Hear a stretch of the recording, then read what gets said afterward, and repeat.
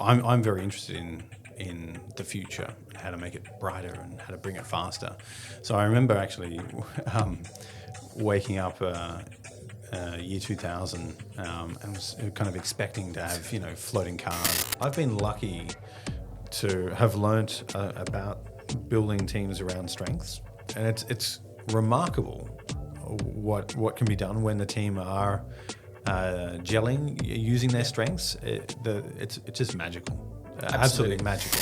I was curious if you use specific tools or specific frameworks to help you assess those strengths of a team when you're putting one together. Early in my first CISO role, I was introduced to HBDI, and that was really insightful for me. Game changer. If you were an employee as part of a regular security team or a technology team in a smaller organization, it's harder to gain the breadth of experience in such a short period of time. I want to talk about your cyber resilience framework. Sure. So you spoke recently in Singapore about this. The cyber resilience framework was really born from a range of experiences as a CISO, and in consulting to a range of clients, large clients across Australia, New Zealand, and indeed APAC, where there was, and I still see this consistently, there's a confusion of what we're trying to do in cyber and why. Joining us today is Shawn Thompson, a seasoned cybersecurity leader with over 22 years of global experience across 14 countries. Known for his pragmatic approach and deep expertise in engineering-led methodologies, Shawn has helped organizations become more insightful, secure, and resilient. His work has made a real impact across major organizations like the ATO, Telstra Health, Vic Roads, AusNet, Accenture, and many others, including time at Sensitive Security and Triscale Labs. Shawn recently shared the stage at Cybersecurity for Critical Assets APAC conference in Singapore, where he presented his thought-provoking cyber resilience framework. Today, he's bringing those insights to us, from his journey to becoming a CISO to the evolving role of OT cybersecurity. Room for a rich and practical conversation. Shawn, thank you for joining me today. My pleasure. From doing our background research about you and your career to date, there was three topics that we'd love to really unpack and explore with you today. So the first of those is going to be your cyber career, sort of from large corporates into consulting, and then going solo. Then career-wise, what it takes to step up to be a CISO. And then finally, which I think will be a nice segue into your cyber resilience framework that you recently presented. I think the three kind of stitch together quite nicely. But before we get there, I'm going to roll back to where it started. And my stalking of you revealed University of Canberra, a degree in IT. So was Canberra home for you? It was, it was at the time. I actually started, I finished my high school and went to what we call college in the ACT, year 11 and 12 in Canberra. And I started my career there as well with federal government, which was a really important formational moment actually in my career, and I look back on it quite fondly. Was IT technology the obvious path for you to go down? I was always really interested in technology. From building computers, hacking school networks, that sort of stuff. Yeah, it was pretty obvious. Statute of limitations has gone now, so you can probably you can confess all these things. I was called into a few teachers' offices trying to explain what I'd done with computer networks and things like that, and so there was always a very healthy interest in technology. Yeah, and if I fast forward to now and understand why though, I'm very interested in the future and how to make it brighter and how to bring it faster. So I remember actually waking up year 2000 and was kind of expecting to have floating cars and to realize that wasn't how things changed as a younger person. But it did. I was very interested in technology. Back in the day, there was a program called Beyond 2000 we had in Australia, and it was all about next technology. That was my favourite program. So I've always been technology-focused and future-focused. I've only realised that later in life, though, as it turns out. But there's always been a very healthy interest in technology. Yeah, great. It's funny. I don't know that television show. I assume it was. It has, no longer running. There was equally a television show when I grew up as a kid in the UK called Tomorrow's World. Yes, and it was mobile phones, whatever it was back. I'm talking about in like the late 80s, early 90s. Yep. But it was always interesting. What and I guess those shows are obsolete now because we kind of it's happening much quicker. It is very quick. Yeah. So, and I saw, so your first job, as you kind of touched on there, was with the ATO, and you spent a decade at the ATO. Did. And I think what stood out for me when I saw that was that it seemed like a really great landing spot in terms of you're in government, there's probably lots of interesting projects, decent budgets, a real cyber risk as well that needs to be fixed, and also, I guess, a bit of purpose there around protecting society. Yeah. And also, sorry, I guess building on that, you can. I always have this statement: if you can get stuff done in government, you can get it done anywhere. Yeah, well, that is very true, and actually, that's a really interesting thread. So, I actually started my career. I'm very lucky to get a cadetship, and they were running a cadetship for technology students at the with the University of Canberra. And so I was lucky enough to finish my degree whilst working at the ATO. Yeah, we had a really interesting cohort as well. Some really great people, but it was a great opportunity to have a landing spot, which I think is actually a little harder for people to find these days. If I'm to be honest, a lot of people I mentor probably don't have as many opportunities like that. But those first roles, we started security. I think I was the third person in a security team, and this was in an era just after PCs were rolled out to the organisation as a productivity improvement initiative. So computers were really, really new. And security was only just getting started. So it was a great place to learn, and we actually taught ourselves most of the things. And in fact, the team grew to be quite well-renowned at the time. And we taught ourselves pen testing, and we taught ourselves incident response, and it was a really good foundational environment. And in fact, the technical skills that we developed in those early years as well, me and my team. Reverse engineering malware, writing kernel exploits, hacking on things that you probably wouldn't have otherwise had the opportunity to. So that was really interesting, and it was a great place. The thing I realised though, as I went through that 10-year career, was that it was great to do the technical work, great to find issues. What I found really perhaps frustrating for myself was that no one would read or do anything about the things that you'd found, and in some naivety and youthful exuberance, I actually went out to try and fix some of these issues, and be a little bit more transformational, and that was perhaps the start of my consulting career, I would argue. Right.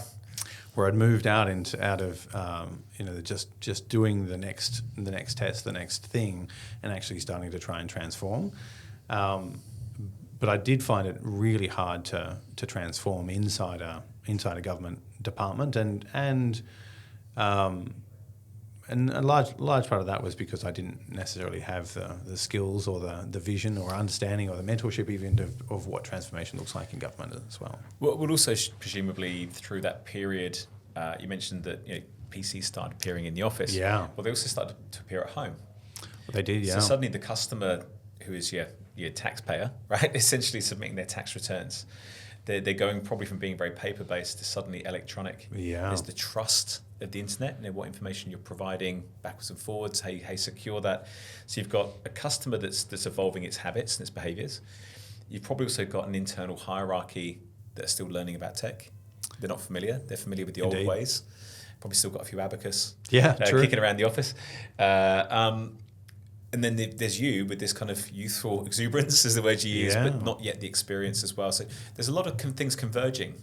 There are. And as a great point of reference, in fact, of what we were doing back then at the tax office, we had this application called eTax, which was a way of submitting your tax returns electronically.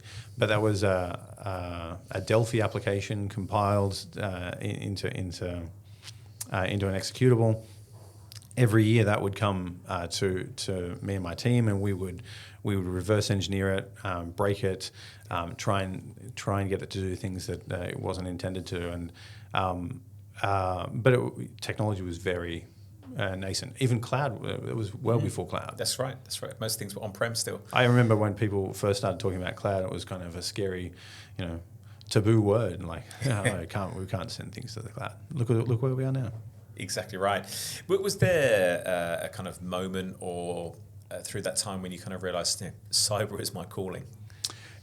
Funnily enough, there was a presentation when I was a cadet, very close to the start of the cadetship program. We had a few people come in to present their teams and what they were doing, and the director of the security team at the time came in and presented, and as soon as he started talking about it, it was like, that's what I want to do. And so I immediately put my hand up, and I'm not sure if there was only a few others that actually did, but that was the clear moment. Yeah. Maybe I'd already done some hacking of school networks and things like that, but there was definitely a calling to it. Yeah, interesting. And was there ever, can you kind of look back at that time and identify maybe a big project or specific thing that you worked on that kind of accelerated you forward in your learning or your career? There was a couple of big things. There was a couple of big cyber attacks that, well, big by that era. Yeah. Cyber attacks, things that had caused, outages or things like that. There was malware on devices, and pulling big shifts to try and get through all of that. Yeah. And then there was also some big undercover. Actually, there's probably a couple of interesting things. Breaking into buildings was another really interesting one, and kind of going undercover, I suppose, is the term that triggered that memory. But adopting a new identity, dressing up, scanning people's cards to break into buildings and things like that. That was good fun. And then so was that part of your job, or was that? It was part of the part of the job. That was not my criminal history. No, but it was part of the job, and just to see if we could break into buildings and how secure the physical security controls were.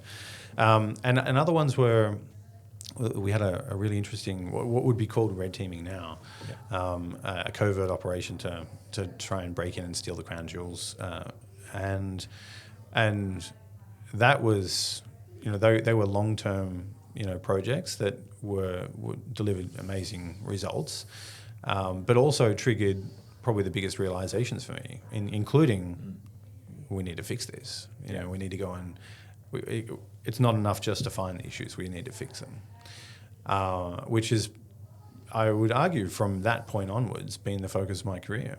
It's been lightning rod moment. Yeah, wow. I guess anybody learns through the successes of those experiences. Was there ever a time where you had maybe you made a mistake, or there was a failure of something you did that maybe stimulated a greater learning? Yeah, there's been a lot of those throughout my career. I think there's cases, and if I zoom out from a more strategic perspective, there was cases where I've taken roles and stayed in an organisation perhaps longer than I probably should have. And there was also accepting roles which were probably not really right for me, but I didn't know it at the time.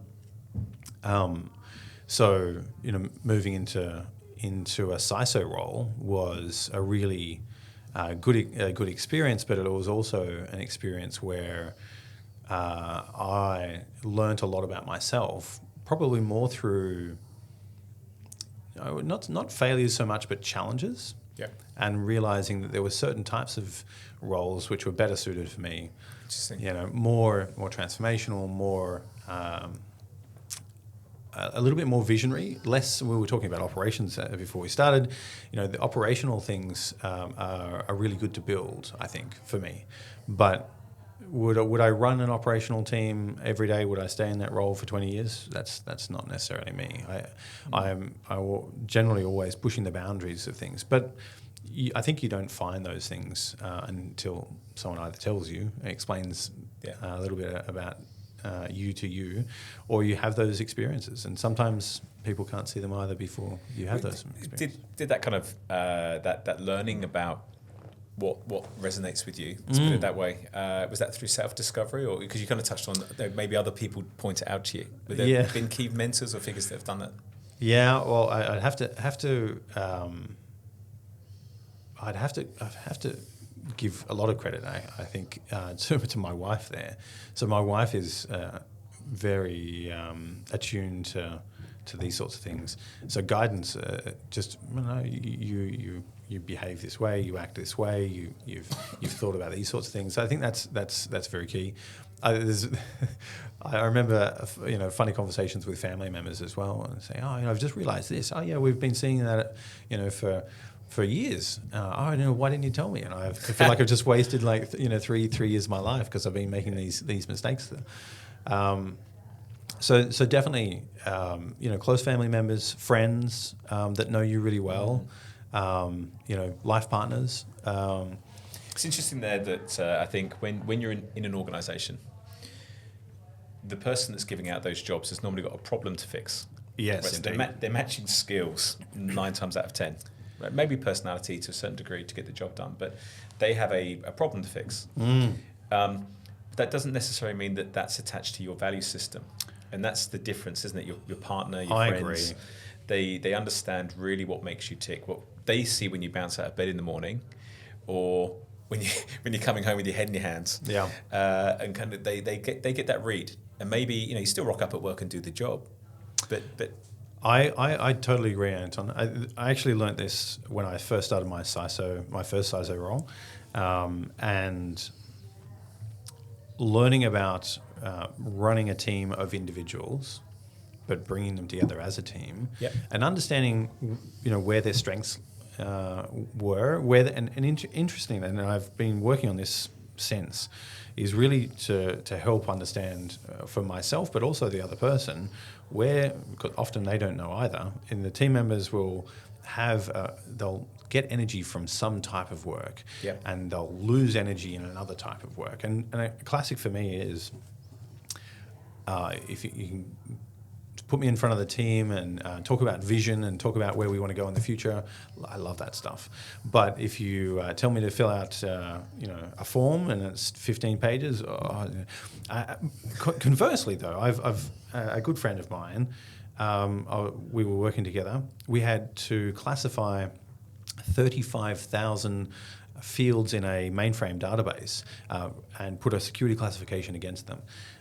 And he did it in 3 days, and I still don't know how he did it, but he's just tuned that way, where he kind of gets a thrill out of just going through, uniformly and consistently and driving through it. I would have procrastinated for 3 weeks before I started it. It's interesting. I've just been reading a book called Flawed, and it's about perfectionism. Yeah. And it was talking about how people often will say, "What's your greatest weakness?" in the job interview. I'm a perfectionist. It's actually a terrible answer because it doesn't really mean anything, does it? It's a something in nothing. But those kind of tasks, what the book was arguing is that there's certain tasks like that need to get done. Look for the perfectionist, right? Because they will have the micro attention to detail and the passion to see the project through. Don't look for the creative thinker or the visionary, because they will procrastinate or try and spend the time finding a different way to do the job. And I think I've been lucky to have learnt about building teams around strengths, and it's remarkable what can be done when the team are gelling using their strengths. It's just magical, absolutely magical. But conversely, like if you don't have that alignment on strengths and people are doing things that aren't really aligned to where they're going to get their energies from, it can also be just a disaster. I find it's such a it's an interesting sweet spot. When it's right, it just hums. It's magic. Its productivity is like 3x, but you can also have it the other way. Well, nothing drifts towards that outcome, right? As in, it takes mindful curation. And I was curious if you use specific tools or specific frameworks to help you assess those strengths of a team when you're putting one together. Yeah, it's a great question. So I've used a few. I was early in my first CISO role. I was introduced to HBDI, and that was really insightful for me, game changer. Yep. And then when I joined Accenture, we were using Clifton Strengths, Gallup Strengths, and that was also, I'd already had an interest in it based on the work I'd previously done. But I leaned right into that as well. I get so much value out of it, and I've heard from other people in different similar frameworks, but equal value and equal experiences in terms of the benefits you can get from firstly understanding yourself and also understanding other people. And I think it's the understanding other people. I think when I've been through those things myself a couple of times, the real value isn't everybody sharing and speaking and identifying, hey, this is my strength or this is my de-energizer. Yeah. Because it's the de-energizer bit that normally pisses people off. Oh, yeah. Because you give someone a job and they don't do it and you think, oh, what? Yeah. And then you realise, oh, well, that was the wrong task because it de-energized them and they were never going to commit to doing that. But then you give them this other task and they absolutely revel in it. Yeah. And I think there's, again, it doesn't become an excuse for not getting stuff done, but it means that as a team you can essentially allocate that resource more effectively. Yeah, I completely agree. I love it as well from a sense of it's a great leadership tool for a leader to be able to firstly understand their team and get the best out of them. Yeah. And I think that's not there's a nurturing there as well. It's not just a push one button and it's fixed. Yeah. It's I now know how to better leverage everyone's strengths. And yes, you do need to get stuff done, and sometimes it's outside the areas of strength. But it's also a great opportunity for the teams to better understand themselves as individuals, as also as a group. And I find that that's really powerful because there's an acknowledgement of differences, but the differences are powerful. That's right. And their strengths. Ultimately, that's how we describe them. So I think there's a range of amazing benefits there.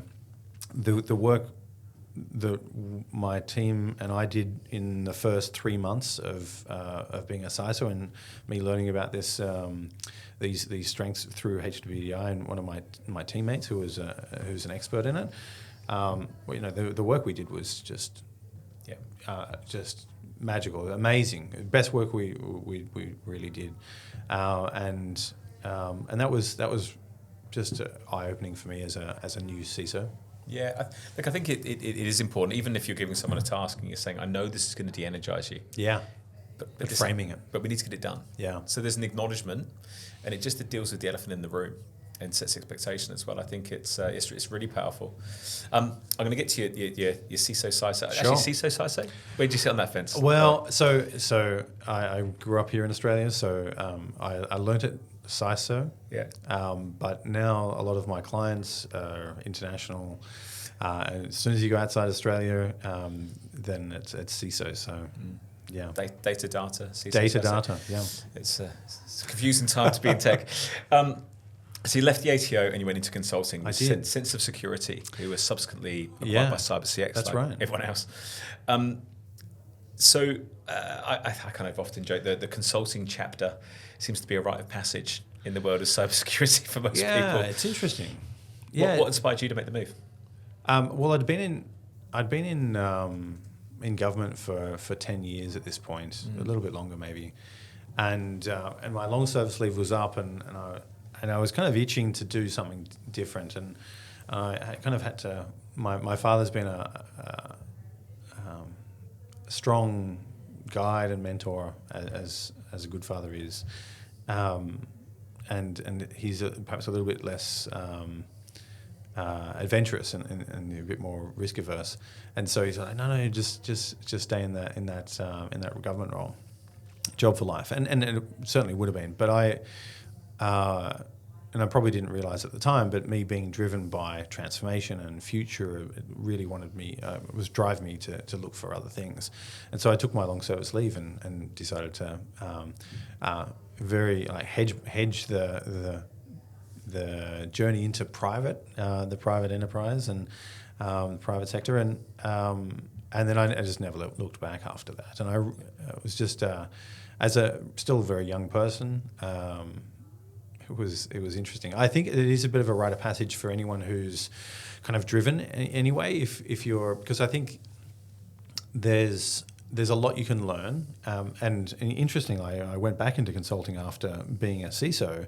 One of the reasons I went back into, and no doubt I'm jumping ahead, okay. but one of the reasons I jumped back into consulting was I needed a bigger pipeline of clients who are ready to do something. And sometimes waiting for change inside an organization, particularly a government organization, can be, a quarter of a career to wait until you've got something. And that I knew that was a bit of a sticking point for me. Well, I think cybersecurity, this is a big generalization, but I think cybersecurity is still developing as a function. I wholly agree. It hasn't been normalized yet, right? So wholly agree. Many of the roles being created are the first time those companies have hired that role or brought those people into. So, and I kind of liken it to data science and big data. Yeah, true. 20 years ago, it was actuaries changing into those jobs and so forth. Now it's normalized, and you get people moving from job to job and so forth. So we hadn't got that maturity. But what I also find that's interesting is you have to be a certain size organization to build your own cyber capability. You certainly do. So therefore, going out to a consulting firm, there's a lot of logic. You get the best practice, you get the expertise, you get the best people. But as someone trying to grow a career in cybersecurity, going into that organization, you also get a huge exposure to a multitude of problems, multitude of sectors, multitude of industry. You build a great network. And I think that's why I think it's a really great rite of passage. I agree. I think you learn a lot in a condensed period of time. Things you wouldn't necessarily learn if you were that's a bit. I'll remove the just. If you weren't, if you were an employee as part of a regular security team or a technology team in a smaller organization, it's harder to gain the breadth of experience in such a short period of time. Definitely. It's not without I would argue that there's high demand and expectation in a consulting environment. Yeah. And you probably learn a little bit more about commercials as well, and how your role contributes to an overall commercial outcome, which I think can be really powerful as well. But it does require some bravery, I think. But it is, if you're ambitious, I think it's a great place to learn. And look, I don't think it has to be forever. No, but that maybe 2 years, 3 years that somebody does in consulting is probably the equivalent to 5 to 10 years of learning in a corporate. Yeah, it's funny you should mention that, Anton, because when I started my my first company, I was joking. We used to joke often with my co-founder that we acquired 10 years of experience in 2. Yeah.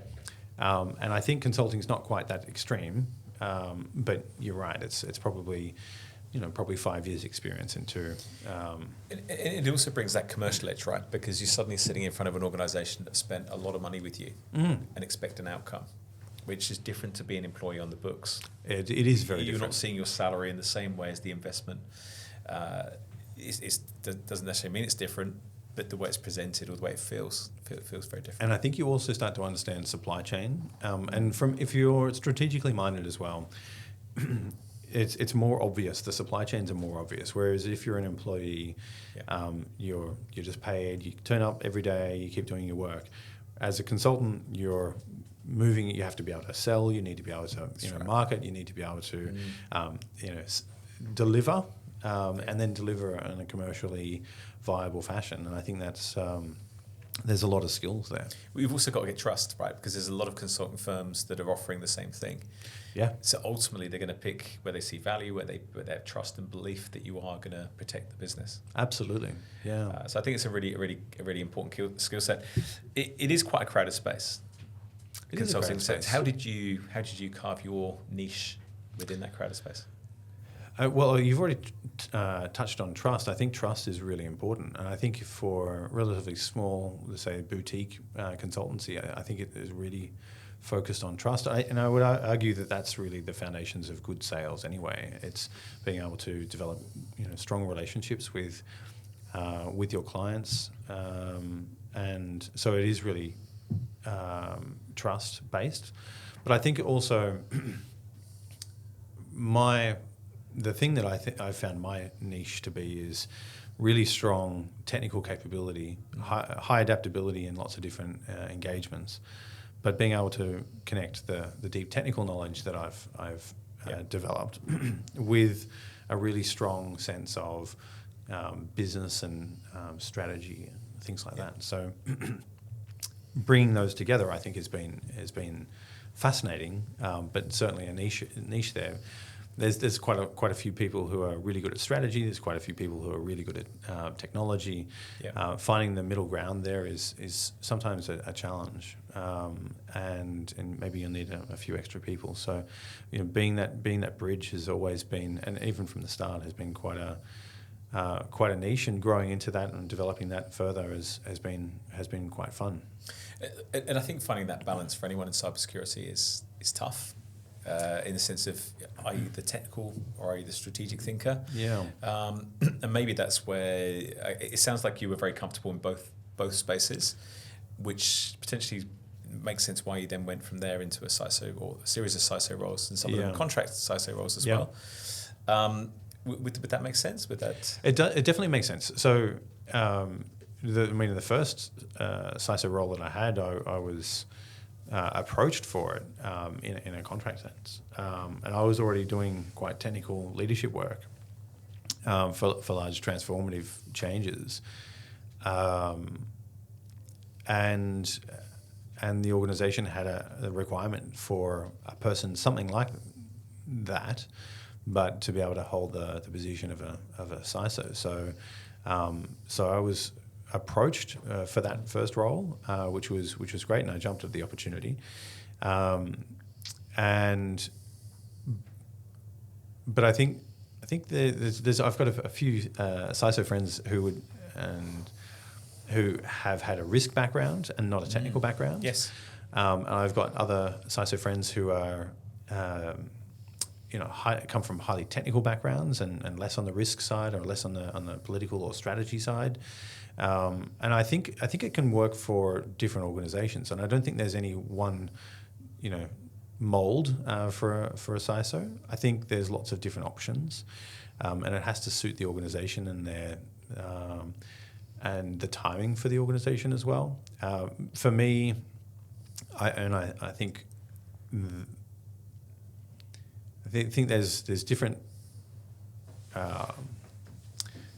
For me, there's been a really, really good opportunities to express both technical skills and have a foundation of really clear understanding of where risks lie. And I spent a lot of my the first 10 years of my career as a Pentester. So I had a very clear understanding of where risks were in organizations and where they could be exploited. But then to be able to bring that up into an executive level was empowering, in fact. And I think, and it's not a mold that I would dictate for everyone, but to make sure that you do have, as a CISO, you do have that foundational knowledge in the team of where things can go wrong and where you want to prioritise things, and to be able to complement that with that strategic and the political elements. We were talking previously about playing to people's strengths, and I think you kind of need to have, and maybe if we think about this in a football context, you need to have a forward. You can't just have everyone as a forward. You have to have a midfielder and you have to have a defender. So you need to be able to develop a good team. The CISO is one dimension of that. It's not the whole. It's not the whole team. And I'm sure if you put a whole team of Shawns together, it wouldn't be a great team. It would be pretty boring and it would probably fail. But if you are able to bring, and for me, the complementary strengths that have worked amazingly in some of my other and some big transformational engagements, is to have really well-organized people driving, planning to support that, because that's something that I can do, but it'll take a lot of energy out of me.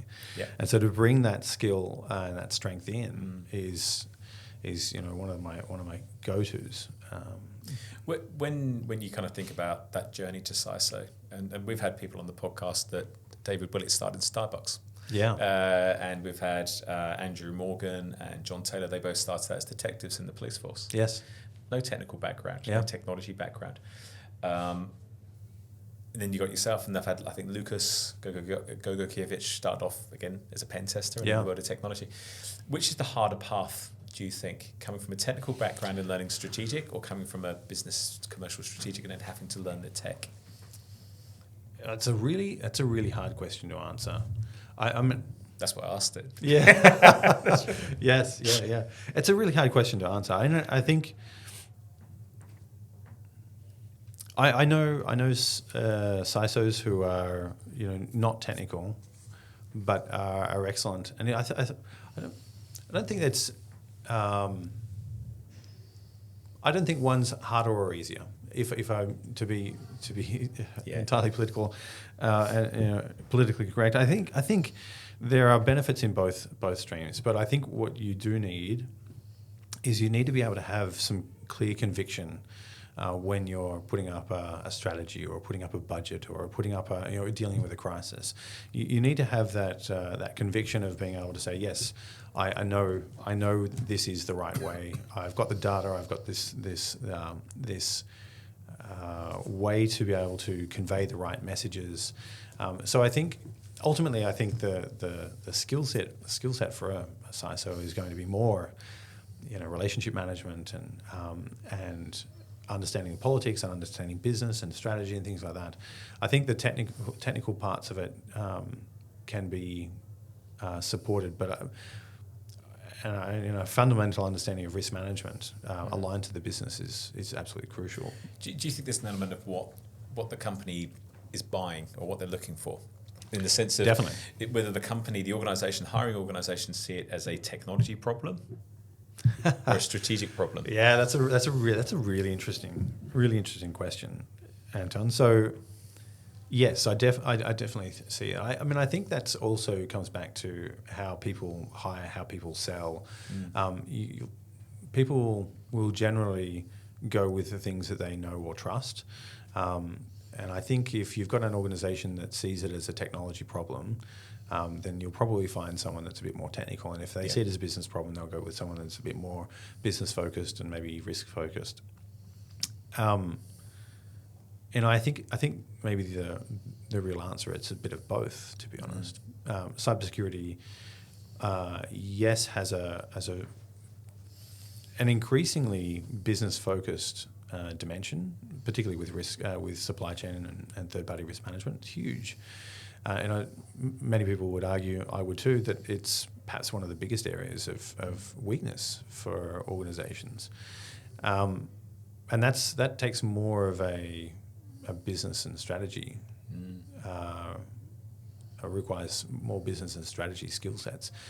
But conversely, there's lots of organisations, and maybe it's a smaller player who's a bit of a tech startup, then there's going to be a lot more technology decisions and maybe less supply chain decisions. So I think ultimately I don't think there's a right choice or a wrong choice. I think there's the right fit, and as we've discussed, there's strengths from different people. I think again, it comes down to where does technology sit in the organisation. And I was discussing this with somebody yesterday who will remain unnamed, but we were throwing around the idea of, and this may be slightly controversial, but is the future of a CIO to become the equivalent to the GP of the technology world. So my sense there is you go to see a general practitioner, they do a few tests, and then they'll introduce you to a specialist to deal with the specific problem you've got. So that could be data, that could be AI, that could be security, that could be infrastructure, that could be many things within technology. But it's becoming such a broad field now, technology, that I think it's very hard for any organisation to find one person that can truly imagine what that looks like on an enterprise level. Particularly with very large organisations. I agree. I think there's there's dimensions there, Anton, where a CIO, and a big trend that I'm seeing is less CIOs and more chief data officer or chief digital officer or a chief technology officer. Yeah. Representing, and even from a security perspective, chief security officer rather than chief information security officer.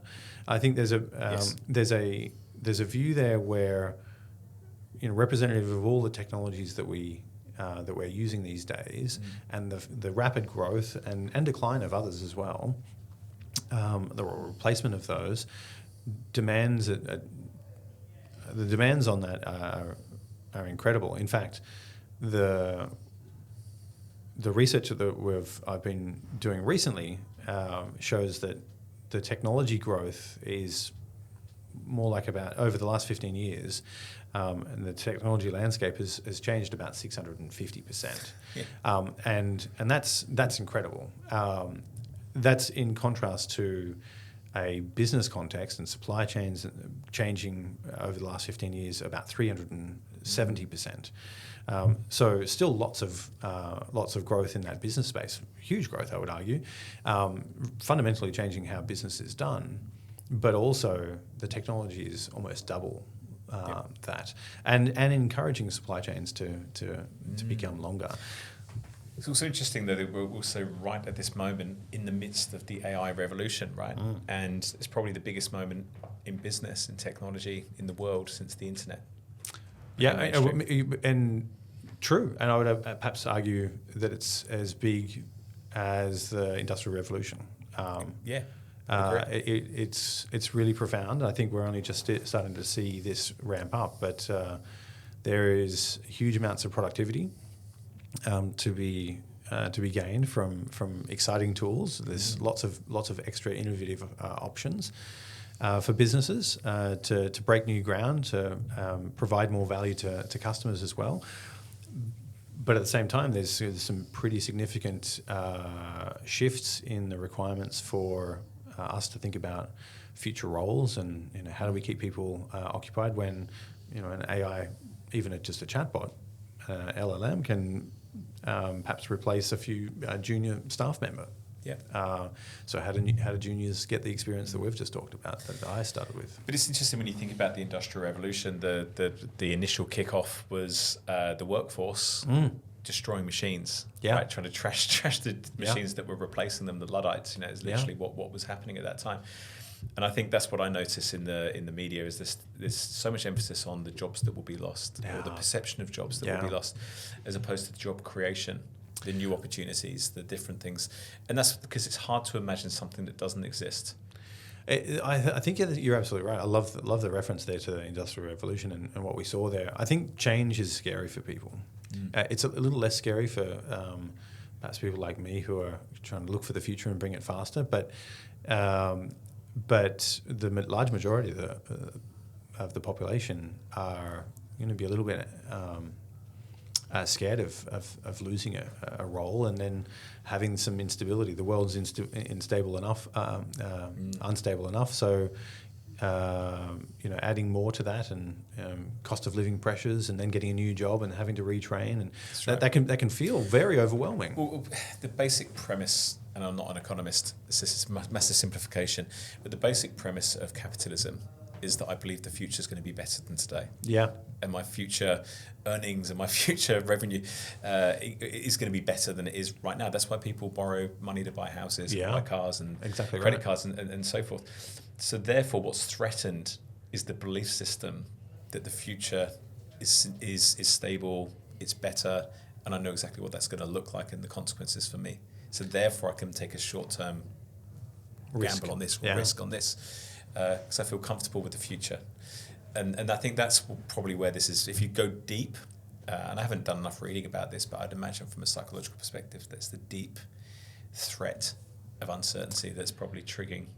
Yeah, I think you're right. It's very hard for people to then take that sense of instability and then marry that with a brighter future, which is very hard to describe. A lot of people will say, "Oh, well, the AI is changing so quickly, we won't really know what the jobs look like." But just trust us that there's there's a brighter future there. Whilst some people are struggling to pay for bare essentials, and maybe their roles are already starting to be made redundant for certain things. Not to mention that the world economy is still trying to find some form of stability as well. So so there's a confluence of things that are contributing to that sort of sentiment.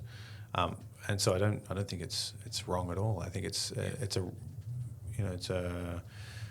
a reasonable concern to have. I think from my experience in using AI and using that in a range of different aspects of consulting work, but also in innovation and taking new products to market, I think that there's huge advantages to it. Definitely.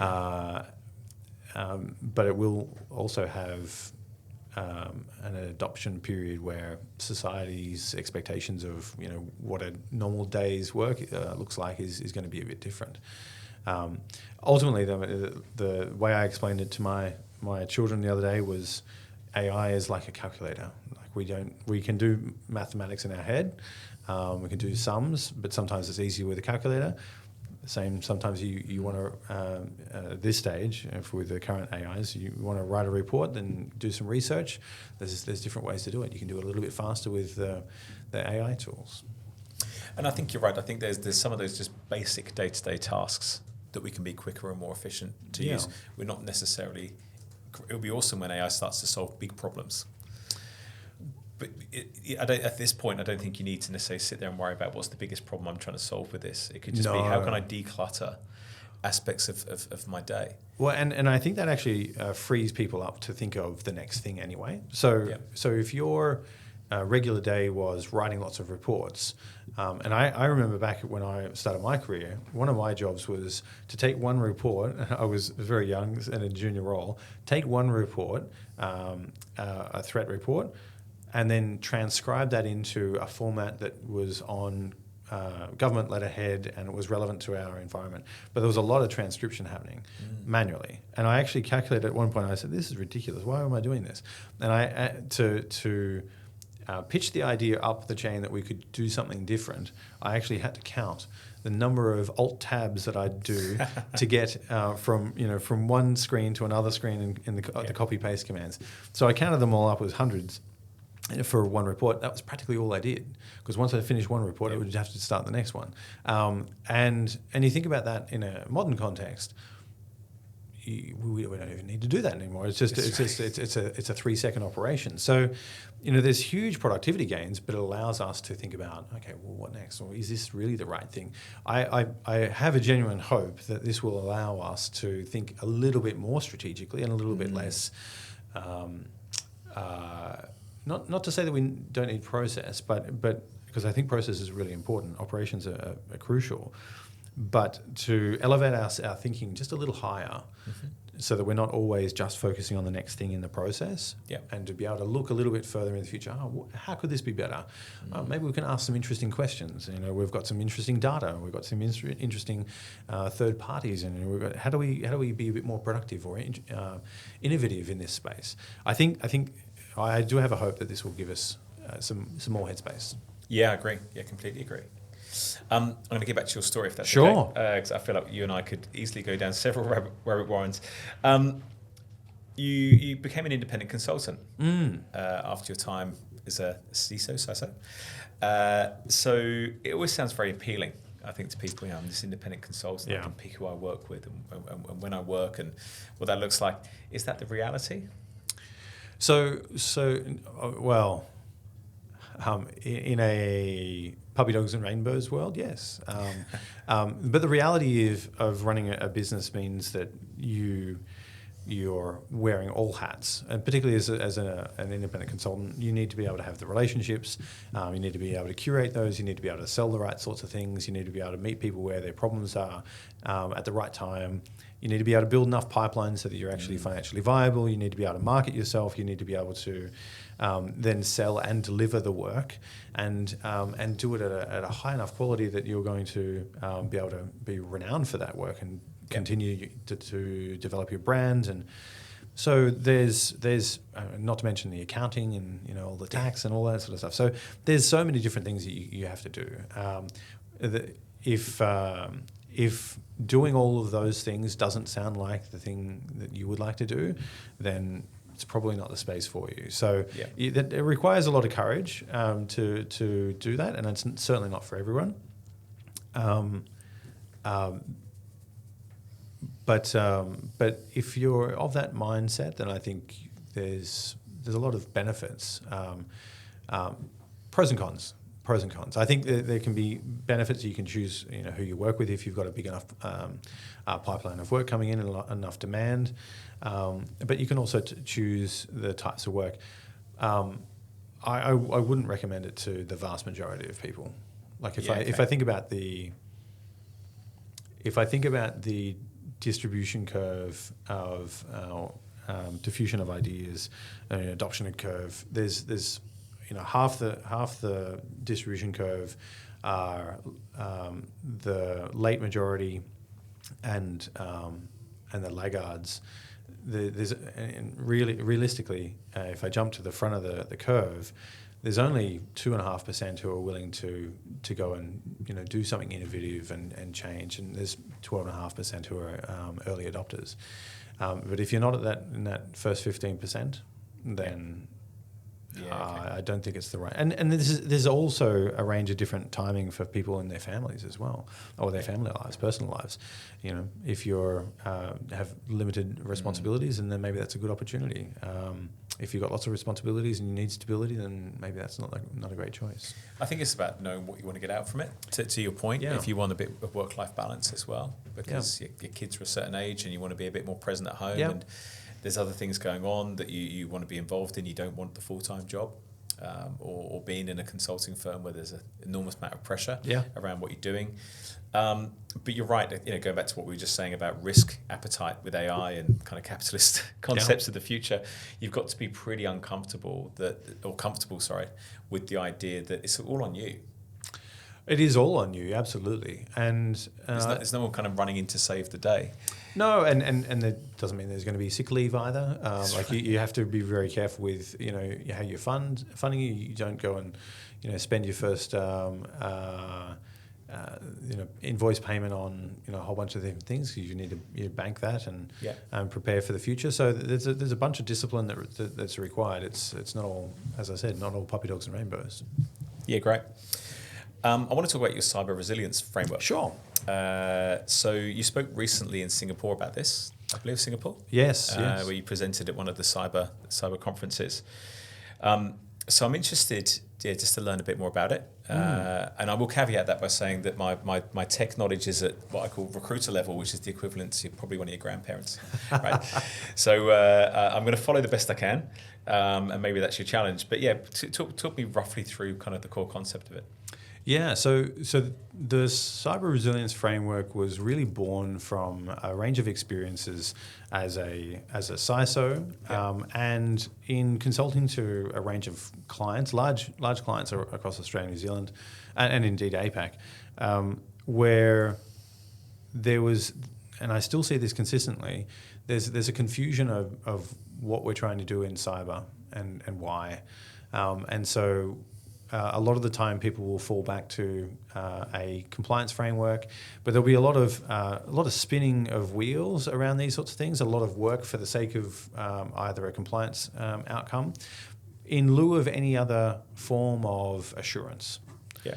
So, we need the compliance because our regulator says we need it, but really the regulator is asking for you to understand your risk and are you managing your risk.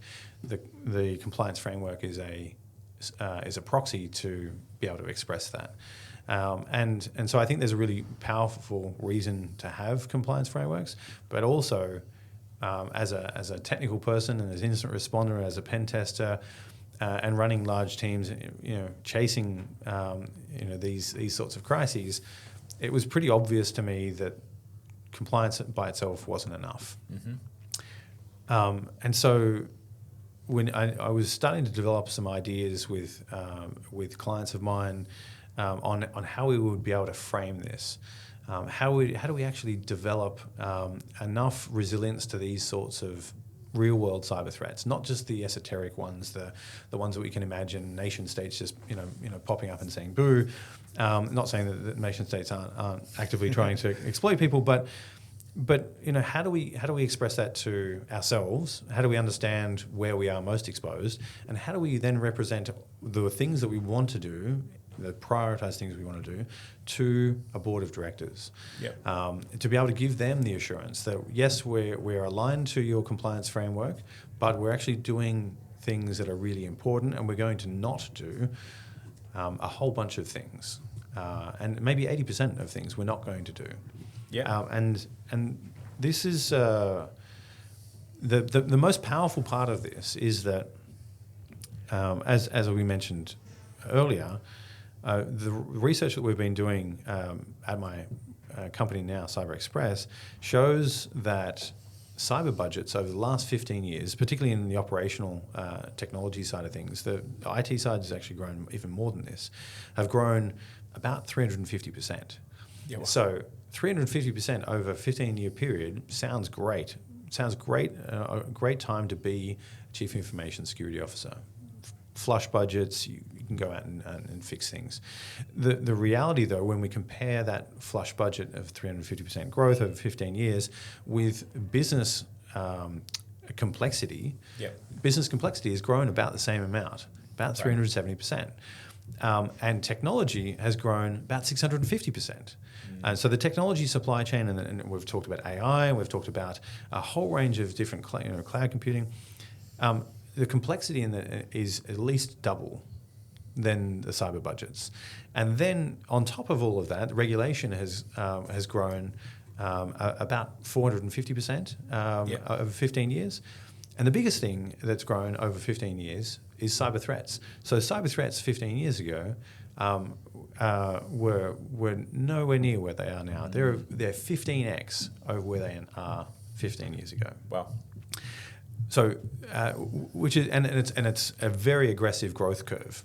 So the challenge that any cyber team and a CISO has is, how do you stretch a budget, which I would argue is starting to flatline, maybe even contract in some cases? How do you stretch a budget over all of that complexity? Because it's a lot less budget per unit of complexity. So you've got to figure out, what are you going to do, and how do you then pitch that back to the board of directors to say, listen, our business is getting more and more complex, and our budget is growing, but it's not growing to keep up with all of that complexity.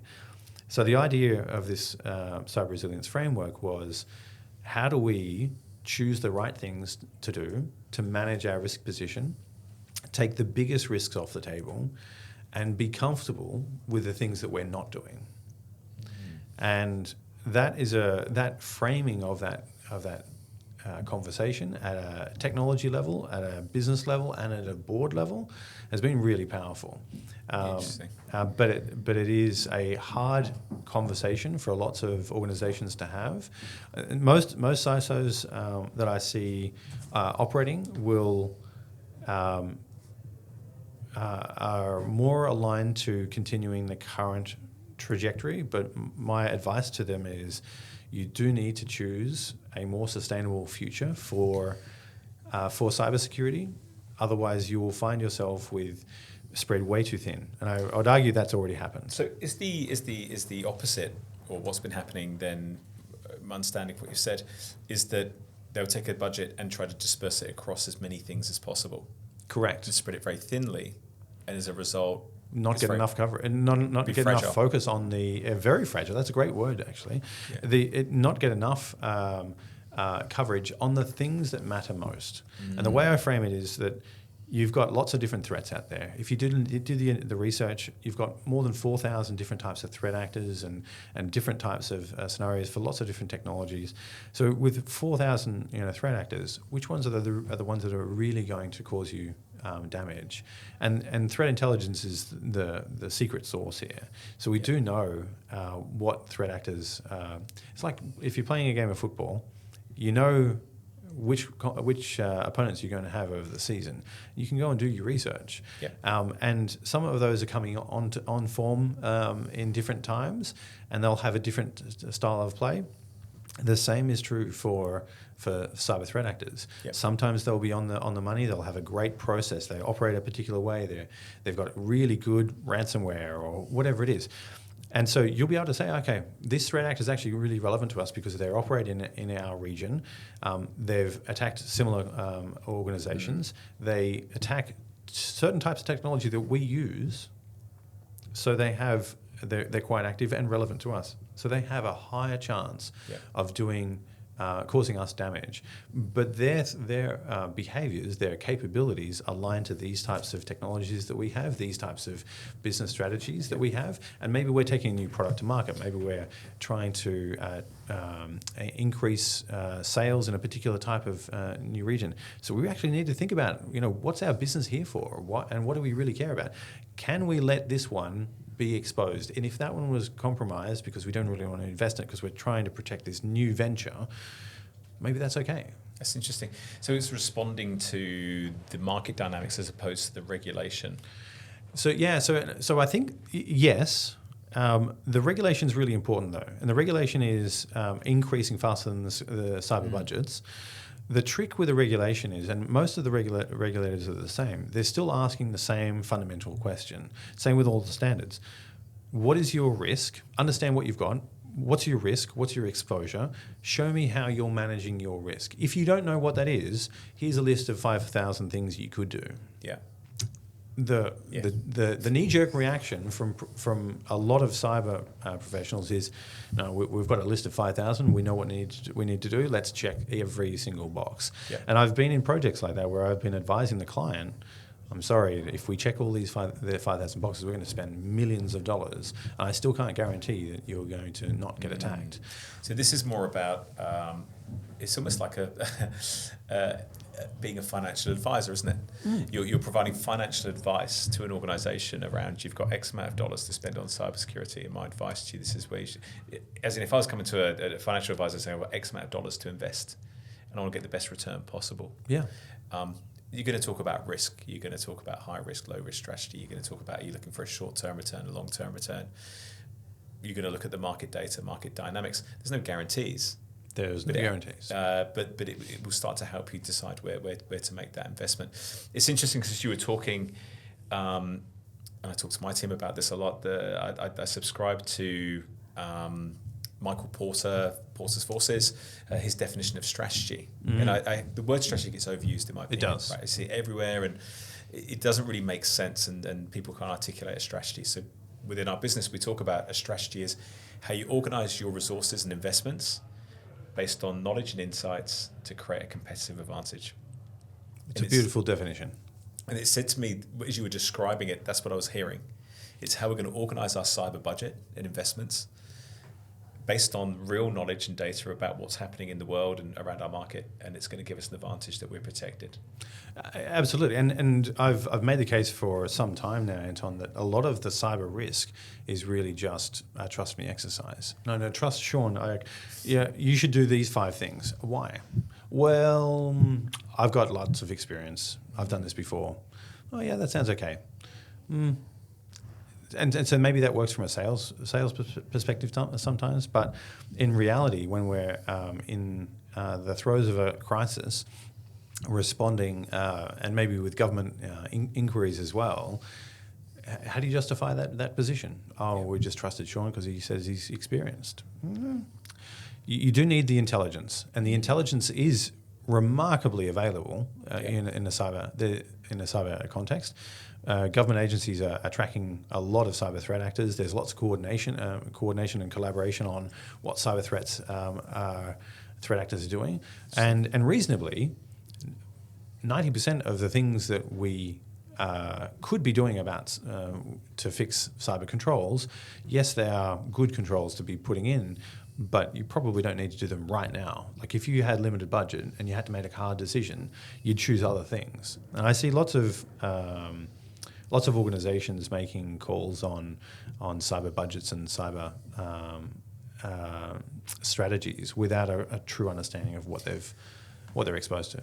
So it's interesting. I was just reflecting, and this may be a really naive statement I'm about to make, but what you're talking about is there's a very collaborative nature within this community already.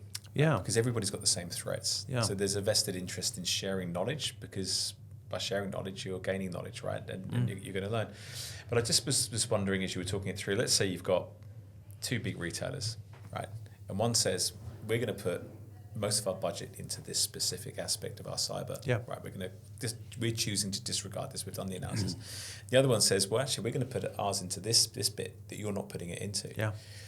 Do you see a world in the future where those two organisations say, well, let's just collaborate. Let's just share best practice. Let's just share. You benefit from our gains and learnings and investment we've made, and we're going to gain from yours. Yeah, I think it's a great point, Anton. I've actually seen though there are already lots of examples of industry starting to collaborate in sharing intelligence and sharing ideas and some protections. The sharing of certain types of protections and some cybersecurity is discussed as not a competitive advantage. I would be cautious on that. I think there is a competitive advantage if you're not as fit in one area, then it's someone else's advantage. And likewise, if you're more resilient and you can withstand a cyber attack, then that's a competitive advantage. Marks and Spencer has been recently attacked and had a big outage, losing millions of pounds a day.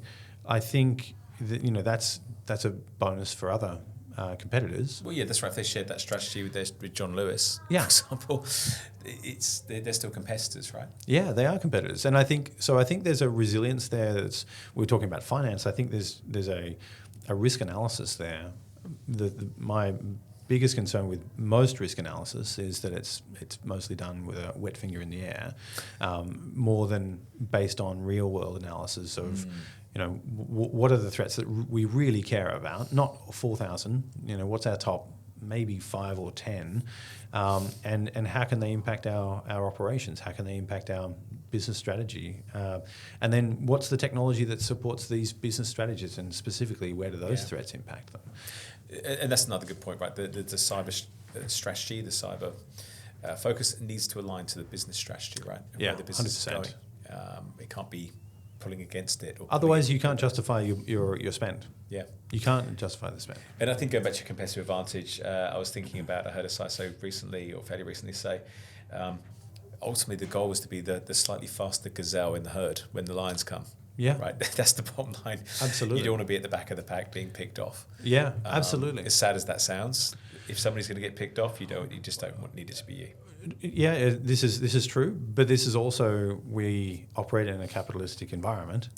This is a capitalistic system, so it is through failure that others succeed, and that is kind of that's how it works. That's the the real world, rule of law. unfortunately. Yeah. What would you say are the limitations of your model? That's a really good question. I think the limitations are that that a lot of people are hesitant to adopt something new, and I would acknowledge that I'm in the front end of the diffusion of ideas distribution curve towards an innovator and an early adopter. For the people who aren't in that space and aren't willing to take a new idea to the board, it's easier just to go back and say, well, we're continuing, we've chosen 5 new things, and we're going to spend this money this way. Are you okay with that?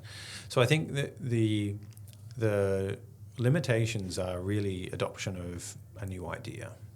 Not that the framework in itself is revolutionary, I would argue, because the standards say you should look at the threat intelligence. You should make risk decisions. We've been talking about this for years. I think it's really just the approach to implement that. So I think it takes a little bit of courage. It takes both a technical understanding of what you're doing first and being able to rely upon that, and then being able to have that vision and perhaps even courage to be able to say to the board and to the executive, I can't guarantee that we're not going to get attacked, but this will give us our best chance to support your business interests and your business strategy. We've done the analysis. And we will continue to do this analysis because we know the landscape is will continually change. We know that you're only willing to give this much budget, but it's also actually, I think, one of the benefits, and not to overlook some of the weaknesses here, but one of the benefits there is if you do operate in this with this mentality in mind, that you're taking constant analysis of the threat landscape and adapting to the threat landscape and the business strategy, that it gives you an opportunity to be able to frame a big change in the threat landscape that requires more funding. And we are seeing downward pressure on cyber budgets, and for I would argue for good reasons, because it's hard to justify why you're spending the money if it's really not giving you what you feel like is a protection. So you would like a lower premium on your insurance and still get the same coverage. So there's downward pressure, I would argue, on cyber budgets. But if you've got a big change in the threat landscape, you've got an opportunity in a vehicle, the same narrative with the board, to be able to say, remember how we've been tracking the threat landscape? We've been looking at all these things, and every quarter we're choosing the new things to focus on.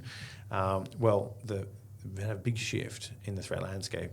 We can either continue with the same budget and carry on, or we can increase investment to be able to bring the risk down. So there's this repetitive, constant narrative, which is really comforting for a board, because they don't have to learn something new all the time. But it's board language. You're talking portfolios. Yeah. Again, going back to that financial advice, it's a portfolio. It's an investment decision. Here's the logic. Yeah. This is what we're going to focus on. I think listening to you, I think my sense is that you need kind of relatively mature thinking in the board. You do. To get this to work, and also that they're prepared to listen, that it's not just a governance risk exercise, and they've been on the AICD course that has told them to focus on the risk element, and there is a lot of that, particularly with ASX boards, that there is a fear factor around the consequences of these things. And people don't like hearing there's no guarantees or there's no certainties, but what I feel like you're espousing is the truth. And it is unfortunately a hard truth, but it would be the same for most investment opportunities. What happens if one investment fails? You know, how do you justify that back to the shareholders? And so it's the same equation. It's the same narrative for cyber. And there's different types of capabilities. We were talking about operational capabilities earlier. We still need operational capabilities. It's not just a risk exercise and just putting money on certain types of things. There's operational capabilities that you need to be able to have in place to be able to support that risk, that's our resilience approach.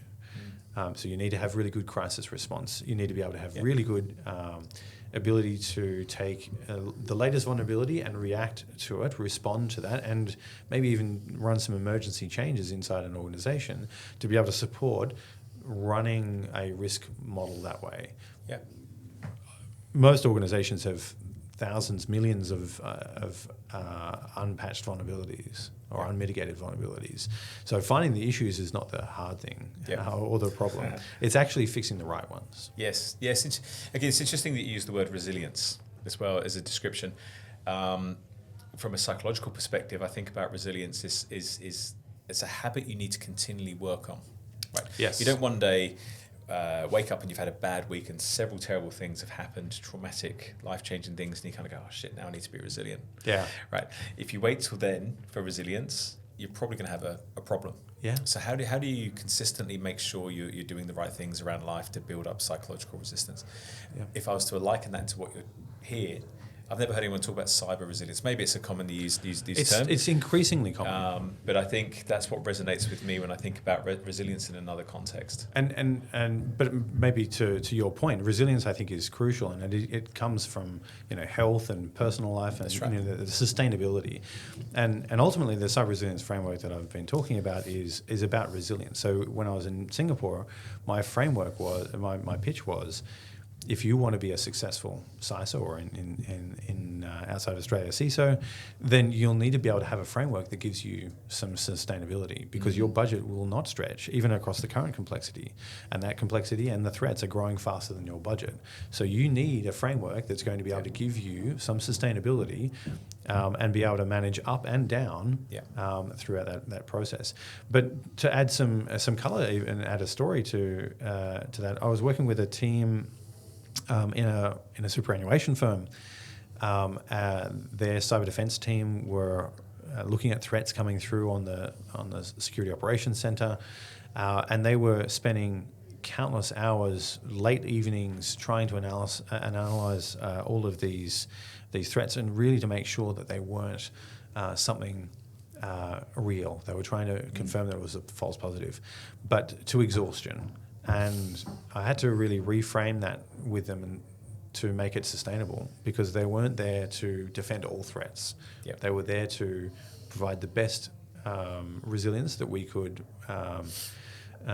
develop within the budget and within the capabilities that we had. Yep. And so reframing that for the team members was crucial. And they actually, over time, they learnt to not be so anxious and not take as much sick leave and actually feel a lot more content in their work, which leads less burnout, better career satisfaction as well. So yes, it is absolutely about resilience. It was resilience on all levels is what you're talking about, is even team. Correct. Team effectiveness. Yeah. Interesting. Thank you. Thank you for sharing. Again, it's I was keen to learn a bit more and unpack it, and you've definitely helped that to come to life. We're going to go to our lightning round now. Sure. And Jess and Hayley have very kindly laid out the cards, because they know that I'm pretty messy when I come to do this. So I'm going to ask you from this collection. Actually, I feel like Carol Vorder. Actually, you may not know the reference by Carol. The countdown. You see that? Oh, yes. Pick some cards. One from the top, one from the bottom. Take 3 cards. Take 3 cards? 3 cards specifically. Or this one, or choose a different column. Yeah. Right. Flip them over one at a time. Right. Read the question and give us your answer. Okay, lightning round. First card. At what time of day do you get your best work done? This is a great question. Historically, it's been after 10 o'clock at night. Right, okay. Which is apparently quite typical for people who are a little bit more creative and a bit more innovative. So yes, after 10. Most of my assignments for university were done at that time as well. But I've increasingly tried to balance that out. Yeah, I've increasingly, particularly with children, tried to get a little bit of early morning work done as well, and that works. It's interesting as well. Again, I've never been quite that late as a worker, but I do know sometimes I'll just sit and do a couple of hours on a Saturday, for example, right? So I've got a bit of time, something's important, and I feel like when I know that the rest of the world is paused. Yes. Right. There's nothing else really going on, and I can just focus on what I need to get done. I become incredibly productive. Oh, yeah. That echoes strongly with me, Anton. At 10 o'clock at night, everyone else is asleep. I've got quiet. There's no interruptions. I'm not going to get a phone call.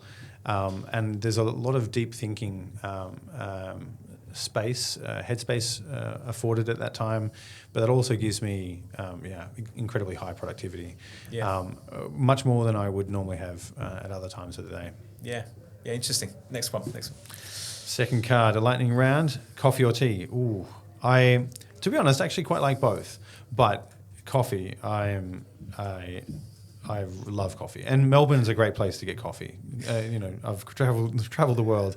Still, Melbourne coffee is great. What's your go-to coffee order? Or if I'm going out, I'll my favourite is a Magic. It's a Melbourne in coffee, doppio ristretto with a little bit of milk and a kind of 3/4 cup. That is delicious.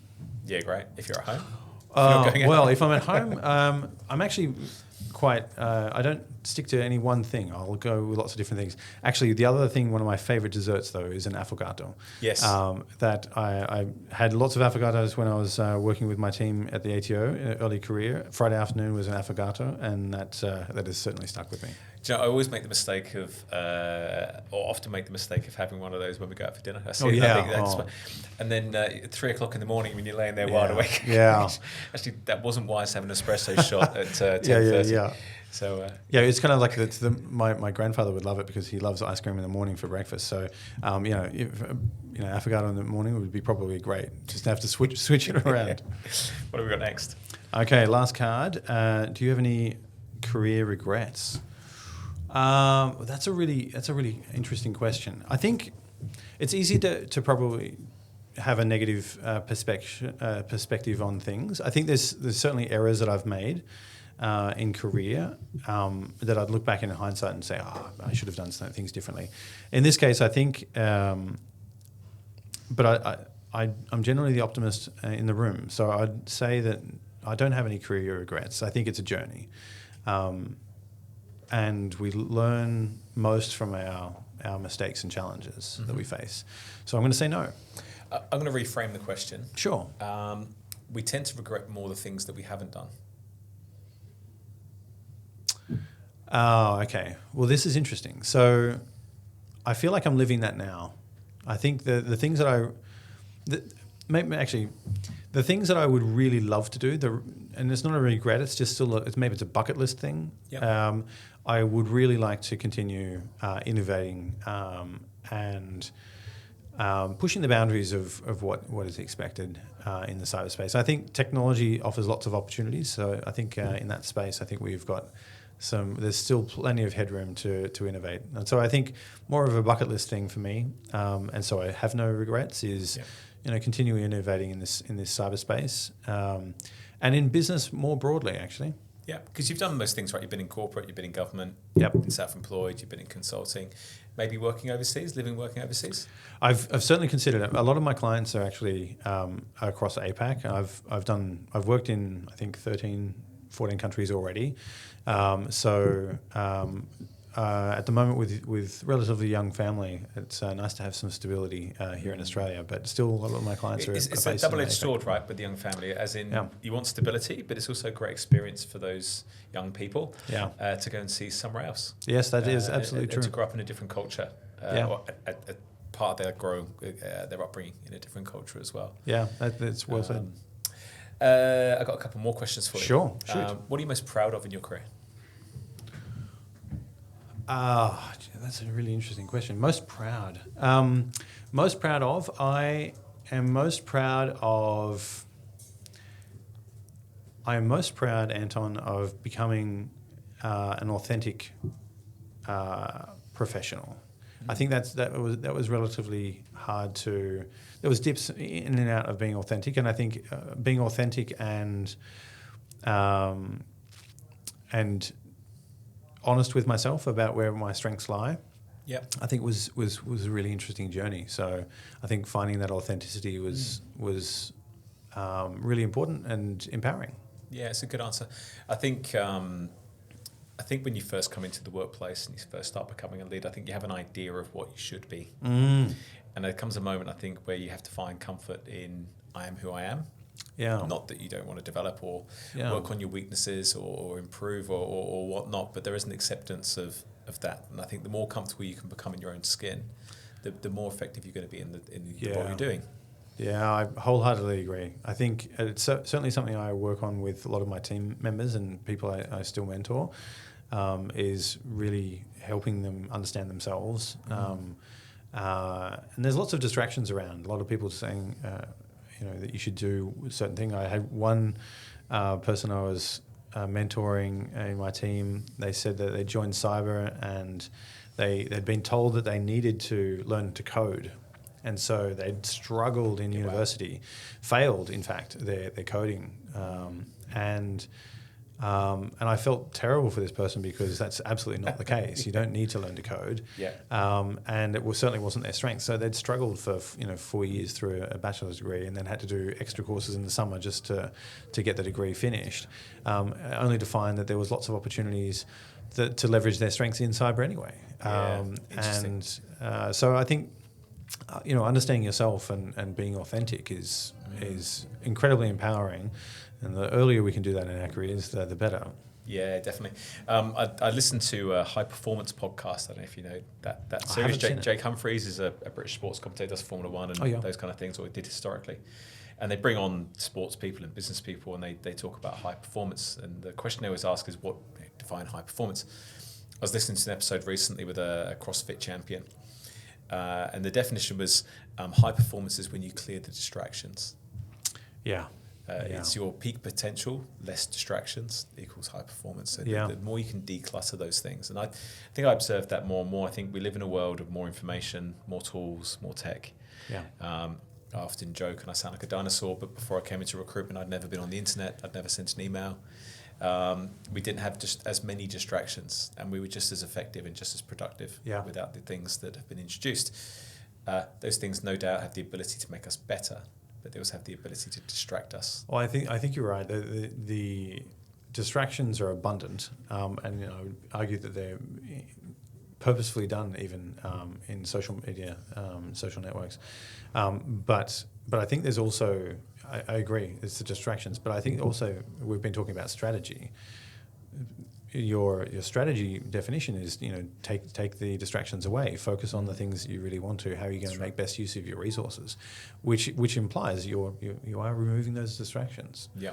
And that's a massive part of the cyber resilience framework and being able to focus on the threats that matter most. That's a great point. Yeah, absolutely. How about feedback? What's the most significant feedback you've received in your career? Significant feedback.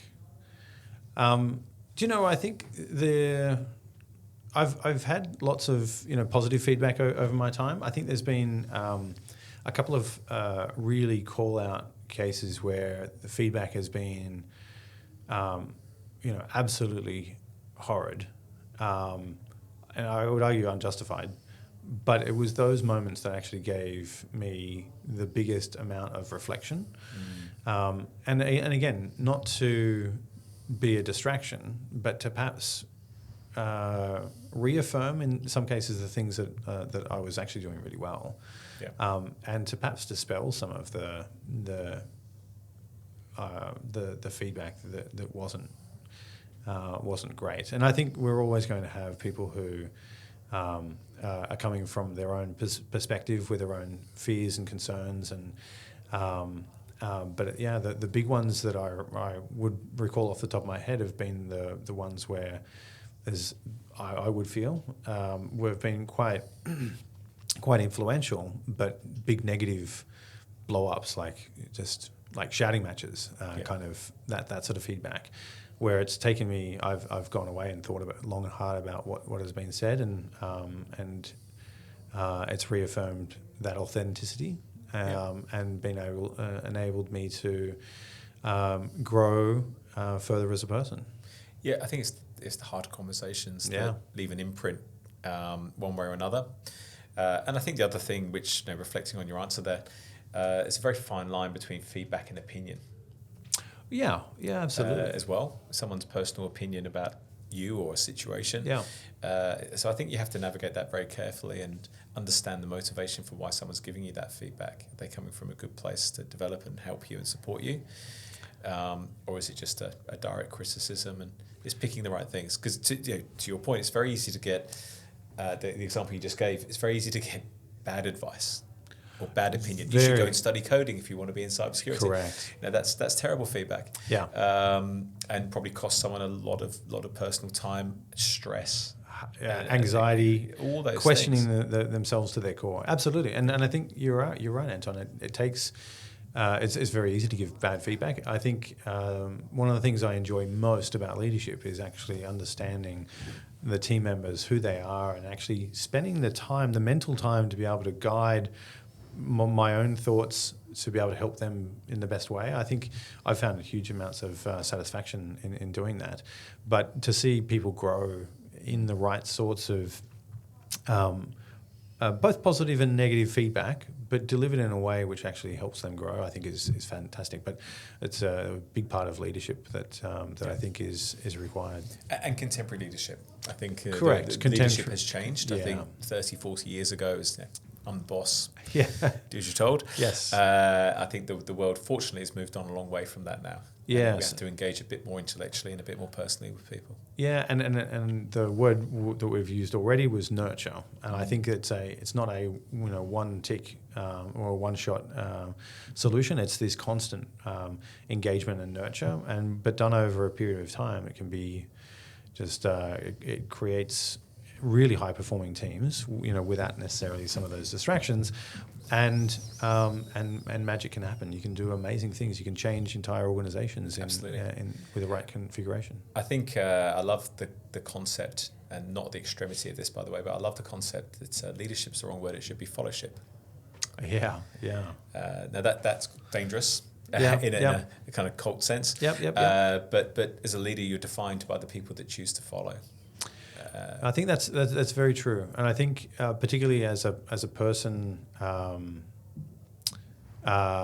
so me being a bit more of a visionary and driving new ideas and to reality, I think there's lots of opportunities to have people attached to an idea and figure out what it means to them and grow, but there's some equilibrium there for everyone as well. It's about how to. It's not just the idea takes hold and everyone worships the idea. There's opportunities to change it. It's an idea is just an idea. It's 1,000 times harder to actually build it. Yes. So it takes a team. It takes a team effort to get that. Yeah, absolutely. Last question is, what piece of sage advice would you give to the next generation? So I think the world is changing very quickly, and I think there's probably a couple of layers of this advice. I think being very sufficiently critical and developing critical analysis skills is hugely important in a modern world of lots of distractions. And lots of different sources of potential truths. So critical analysis and some healthy skepticism of established ways of doing things. So I think is really helpful. I think learning how tools and technology can enhance your productivity, I think, is really important, but also knowing where the limitations of those are. So in the world of AI, huge opportunities for productivity improvements, but also understand where the limitations are, and it's not replacing you, it's just enhancing you, but you still need to be able to understand how to interact and how to get the best value out of that new technology. I think the other part would be, I see a lot of younger people who are driven by the idea of great wealth and riches, and I think that's mostly unattainable for the vast majority of people. I think finding a happiness in not being mediocre, but being able to do what you do and enjoy that. I think finding a happiness that's not an Instagram photo. It's a happiness within the people that you hold dear and that hold you dear, I think is really important as well. So I think there's that helps you value yourself, value others, and stay centered, I think. Great. I said final question, strictly not true. What are you reading? What are you listening to at the moment? What's inspiring you? To be honest, I'm actually reading a lot of technology. Technology is hard, I suppose. I haven't been able to kick the habit, but I'm reading a lot of material about new AI and a lot of research papers on AI and how that can help and hinder where that's going in the future. I think that's really interesting. But interestingly, I'm also reading about ancient Greece and ancient Rome, how they grew, how they failed, how they regrew, trials and tribulations, I suppose. But there's a lot of lessons, I think, from history where I feel that we are at risk of repeating again. So I think bringing some of those, refreshing those ideas are useful, and there's lots of lessons to be learned. Absolutely. I think there's a lot of technologists that could probably go and do some reading around the Industrial Revolution. Yeah. And just I remember studying it when I was at school, so I'm talking, probably 25, 30 years ago now. But at the time, just being baffled that people would trash machines and so forth. Yeah. And now I feel like we're living in a moment where we're quite almost back at the pitchforks. It's yeah, and actually the other thing that I'm spending a fair amount of time on is a bit more on the psychology side of things, because I find that as a bit of a futurist and bringing new ideas and trying to implement them, there's a lot of work that's around change management and the psychology behind change, and I think that's really important from a community perspective. When I say community, the societies that we live in, but also from an enterprise perspective. How do we affect change, and how can we bring people along for the journey rather than make this very, very brutal, hard to swallow change. Yeah, definitely. Awesome. Thank you so much. This has been really insightful. My enjoyed pleasure. this conversation a lot, learned a lot. And thank you. Thank you, Anton. Cheers. Thank you for listening to Tales from Tech Titans, and be sure to follow us wherever you get your podcast. If you'd like to get more insights about tech careers, then check out the Ember, that's EMMBR LinkedIn page for the latest updates, articles, and engaging discussions.